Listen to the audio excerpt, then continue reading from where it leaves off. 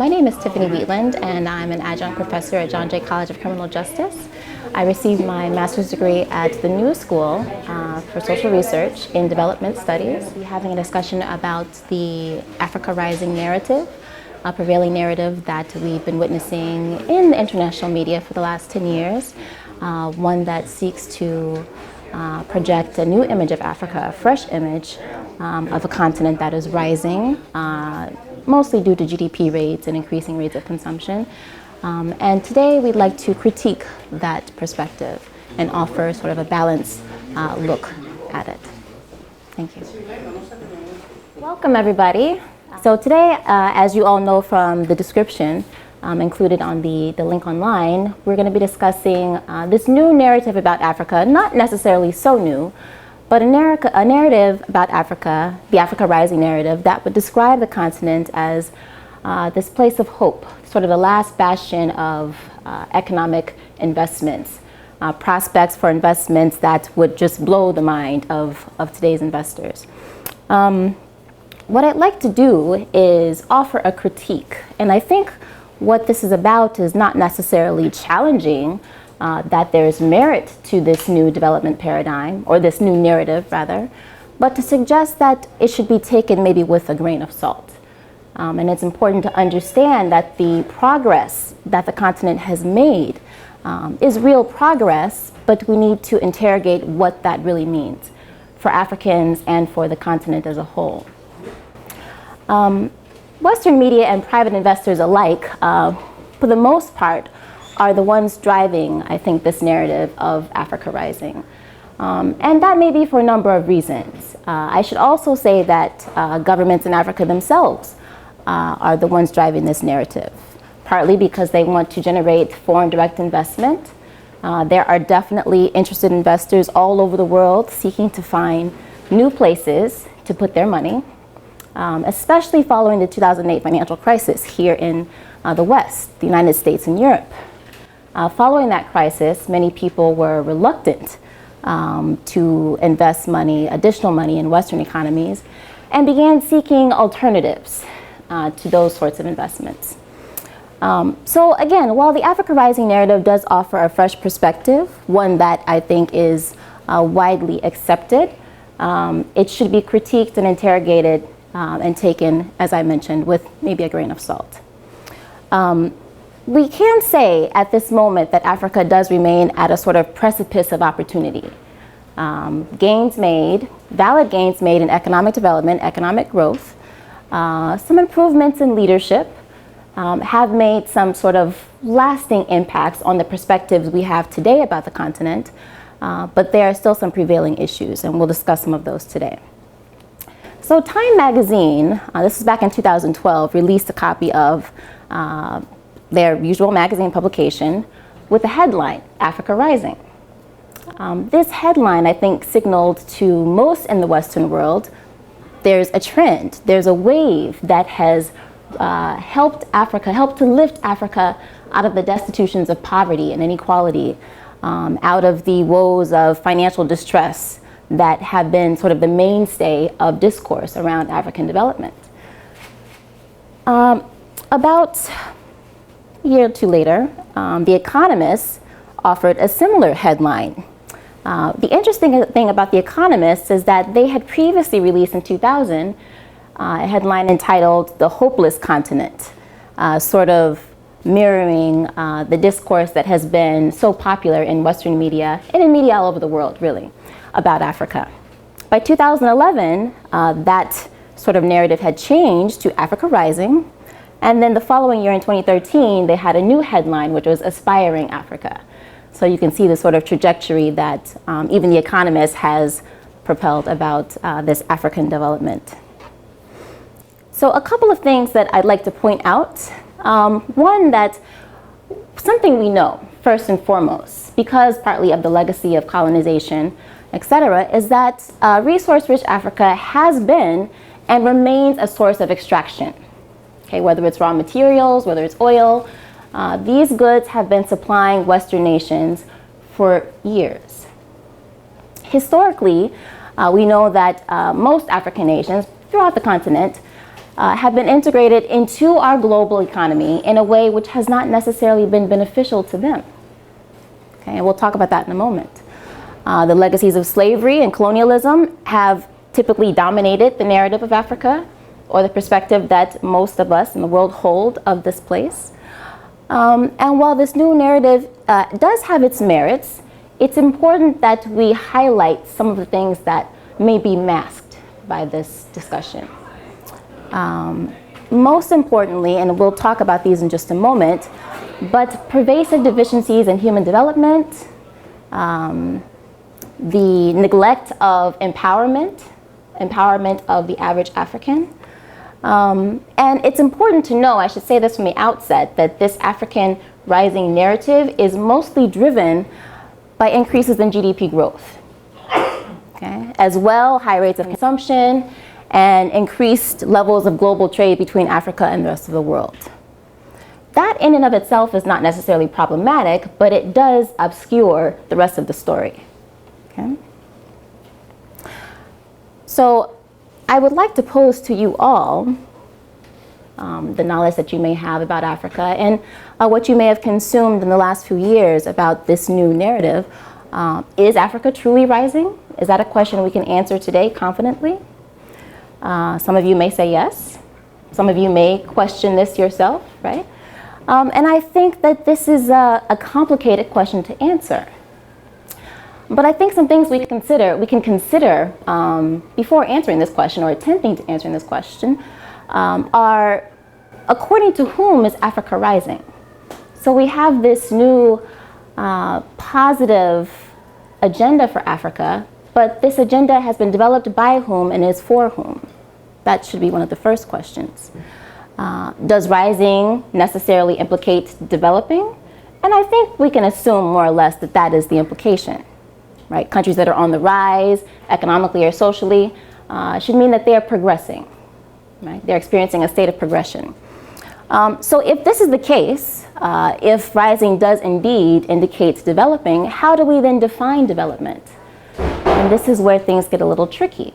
I think notions of development have changed throughout history. But I think one thing has remained consistent, that all over the world, development consistently has meant some sort of progress.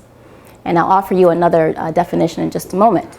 The last point, that a rise in the status or the condition of Africa would certainly pose an opportunity, but again, I think the question is for whom? For whom does this rise pose the greatest benefit? Is it the people of Africa? Is it foreign investors? Is it African governments? That's what we need to find out. So Arthur and Marin in a 1995 text offered this definition for development. Development denotes incremental, increasingly gradual, yet massive social, economic, political, etc. types of change. Okay? Development would also imply, obviously, improvements in health and well-being, human well-being, that is, along with increases in assets and incomes, reduction in vulnerability to adverse shocks, whether they're economic shocks or environmental shocks, and increased levels of empowerment. So I ask you again to consider, based on this basic definition, do you think that Africa is rising? Okay.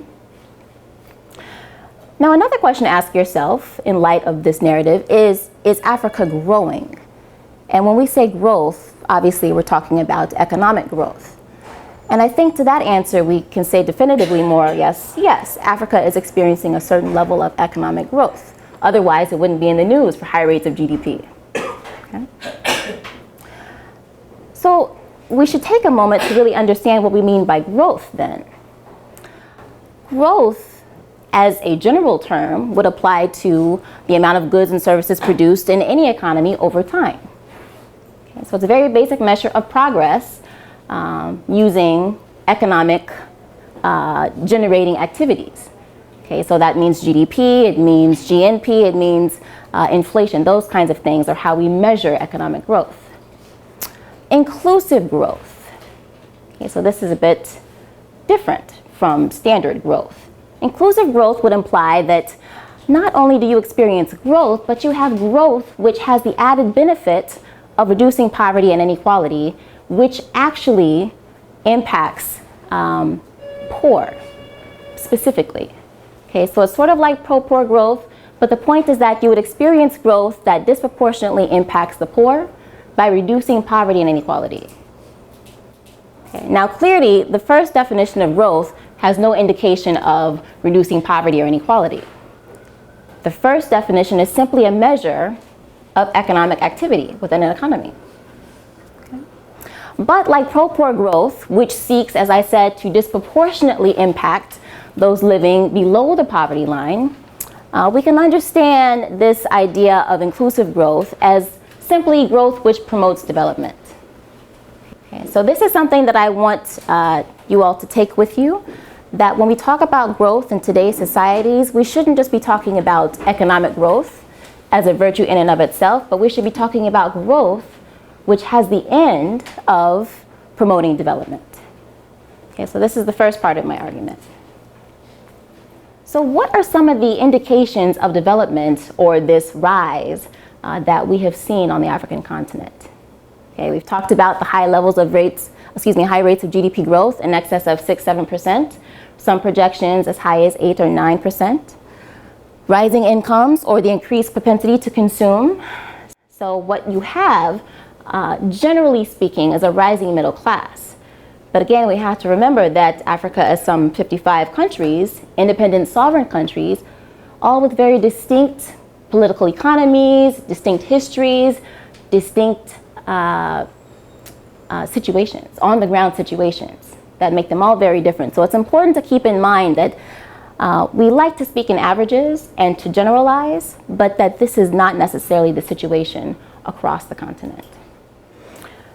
So in January of 2013, Foreign Policy magazine produced an article entitled "The Myth of Africa's Rise." And I should have prefaced this talk by saying that critiques of this narrative are not necessarily new. People have been critiquing the narrative since it was first put forward.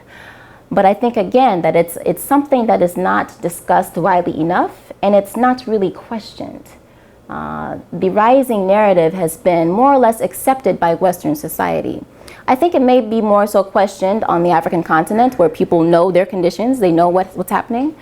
But it's something that we in the West have tended to just accept and even try to project ourselves. I would encourage any of you who has an interest to check out this publication. This is actually a really interesting article where the author linked the myth of Africa's rise to the legacy of neocolonialism, structural adjustment, and talked about the fact that partly, I think this narrative is driven by agendas, right? By people, investors, others that have certain agendas. And that's something we should be wary of. So one of the biggest issues with this narrative, if you ask me, is the misplaced focus on the commodity boom. And I think I just referenced this earlier, but when you think about what it takes to have enduring sustainable development, typically you don't think about commodities.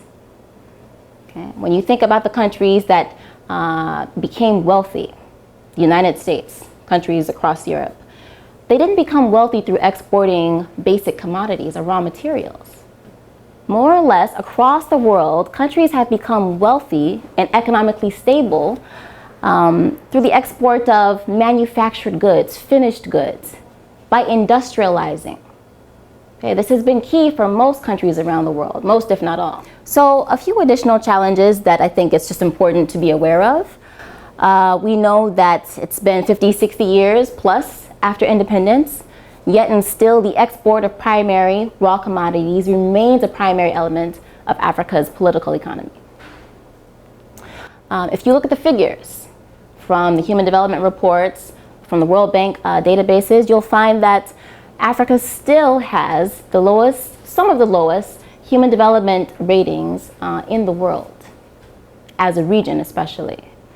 So as you consume this information, this knowledge about this Africa rising narrative, it's important to balance that with the facts on the ground. Yes, there has been progress made. Yes, progress will continue to be made, but that has to be thought through carefully. Policy driving choices made by African leaders has to be thought through carefully. Okay, so I want to share with you, I don't know if anyone in the audience is familiar with this text called Emerging Africa, how the global economy's last frontier can prosper and matter. It was written by one of the former central bank managers, Kingsley Moghalu. I actually have the book. And he wrote this last year. Moghalu has quite an extensive record of experience, international experience. He worked with, I believe, the United Nations for 17 years. He's worked, obviously, in the Nigerian administration. He's had tenures within the private sector and within the public sector. He's received education abroad, master's degrees, PhDs, I believe in finance or finance-related degrees. And so he's someone that I have deemed as an authority on the subject matter of economic transformation in Africa. And I'll talk a little bit about this book in a moment, but I just want to note for now that in this text, his basic argument is, yes, Africa is at the precipice of an opportunity, and that means that it's time for real transformative change. In order to develop, one very simple thing is necessary. First is the transition from subsistence agriculture to industrialization and manufacturing. And I think in many ways that is a no-brainer. Again, if you go back to what I mentioned before, a majority of your population is employed in agriculture. It means that you then need to make investments that will expand that industry and allow for more sophisticated ways of farming and exporting goods. I'm going to show a clip, just a 2-minute clip, of Susan George. She's a scholar that has written on these issues, speaking about something that I think may be unfamiliar to most of us. And what she's going to explain to you is this theory of debt, that as a result of high levels of debt, high debt burdens, countries that repay, which is most countries, that repay their debt are actually supplying capital to northern creditors. This clip is taken from the documentary entitled The End of Poverty by Philip Diaz.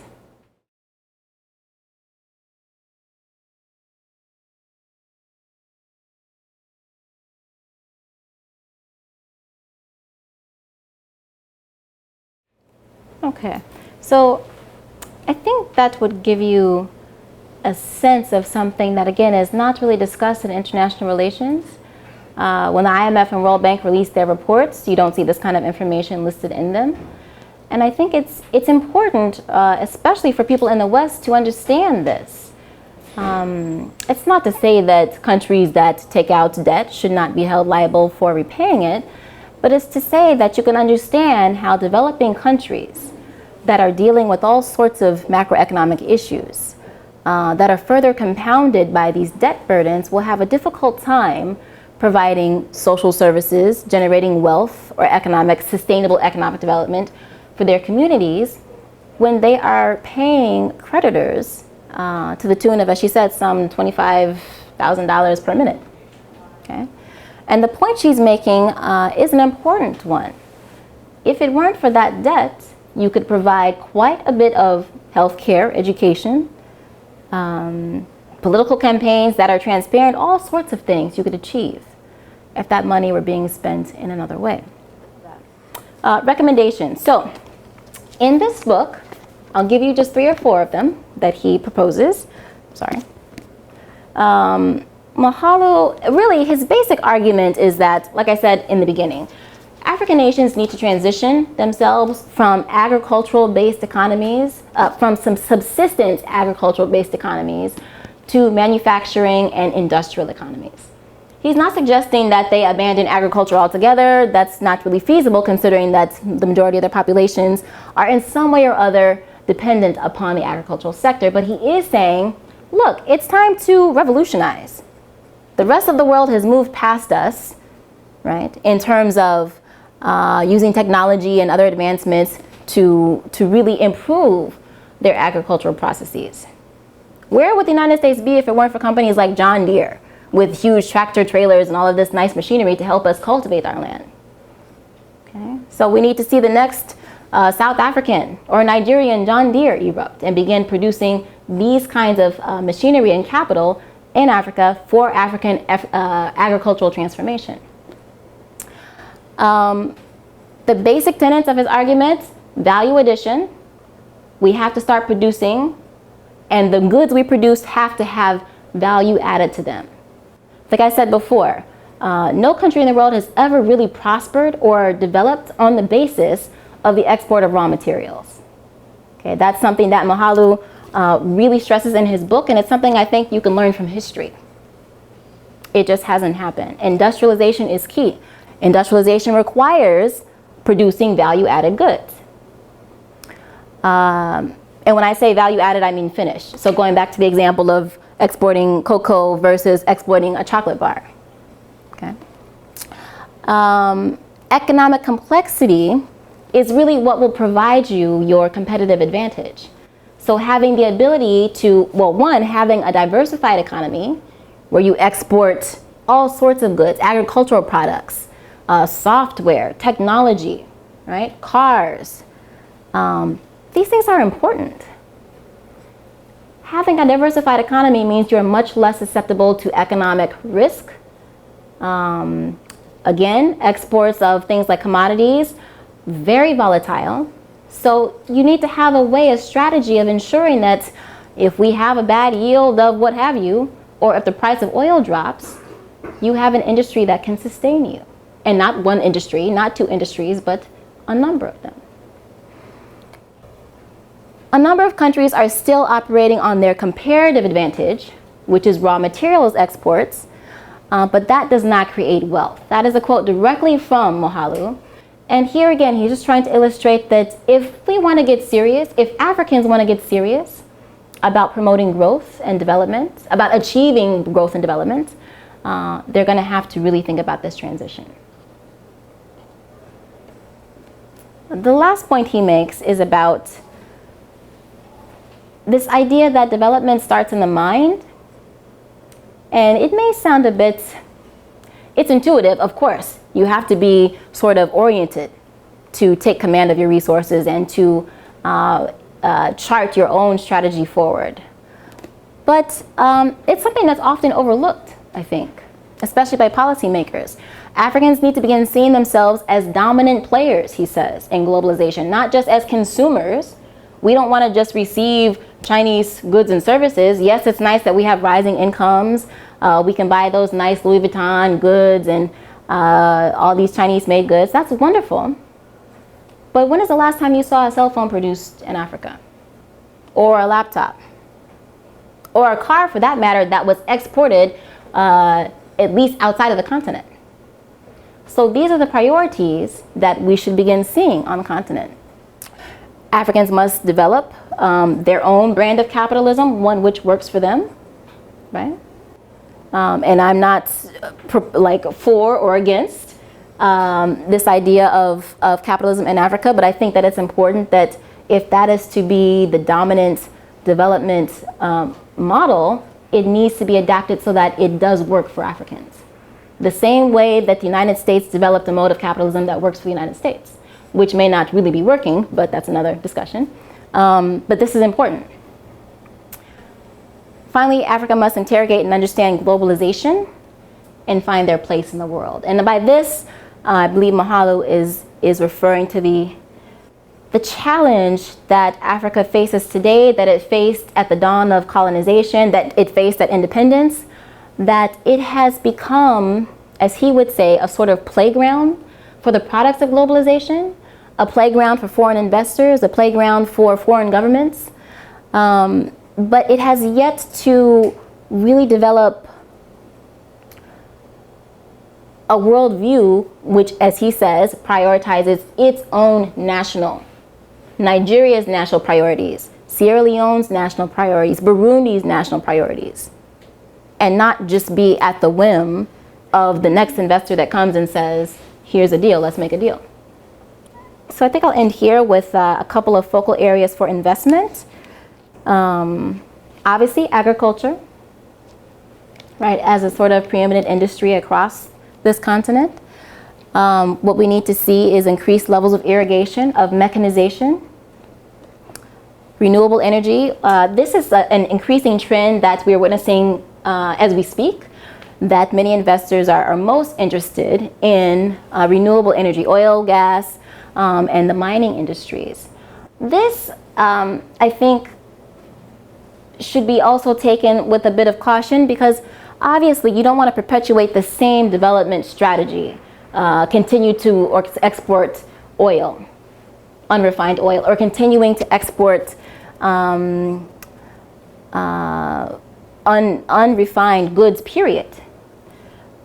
But there does I think there is some opportunity posed because of the abundant supplies of these renewable energies and of oil and gas on the continent.